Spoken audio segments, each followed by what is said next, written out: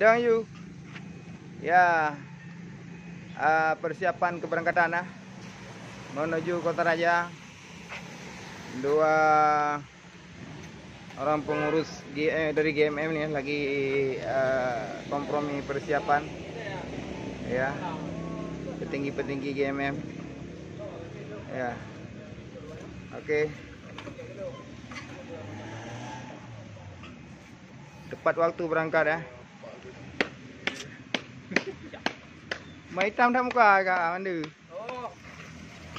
Hai dori kau. Hah? Hai dori kau. Paham anda pai. Oh no. Ya. Lari dia. Mantap. Ya. Ya. Tetap semangat. Ya. Ya, semangat. Okey, semoga sampai tujuan, ya. Ya, mantap. Ini Presido ya. Ya, mantap. Siap-siap berangkat juga. Ya. Mana kawan-kawan yang lain? Itu dia. Bang Fahmi sama Pak Tua. Ya. Okey. Ano bos, Agoes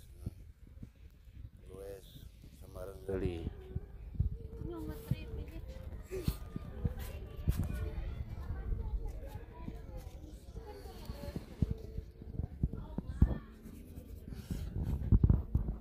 Goes kan tadi ya? Jadinya. Ya. Kami memasuki Kota Sigli. Mantap.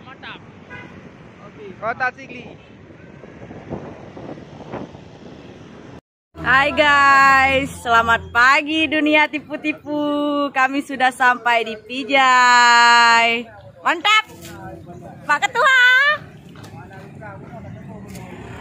Lagi telepon. Nian Bantim GMM. Ini dari Pijai. Dan ini rekan-rekan GMM lagi singgah di. Rekan. Halo guys. Halo guys. Nah ini kami sudah memasuki wilayah Pidijaya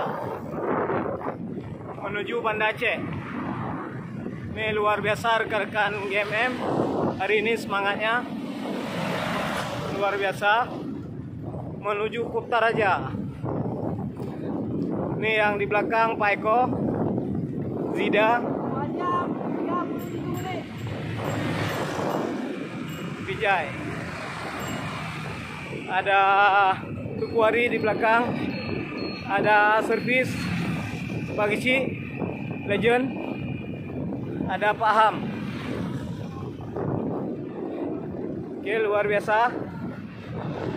Yang penting semangat. GMM. Yes.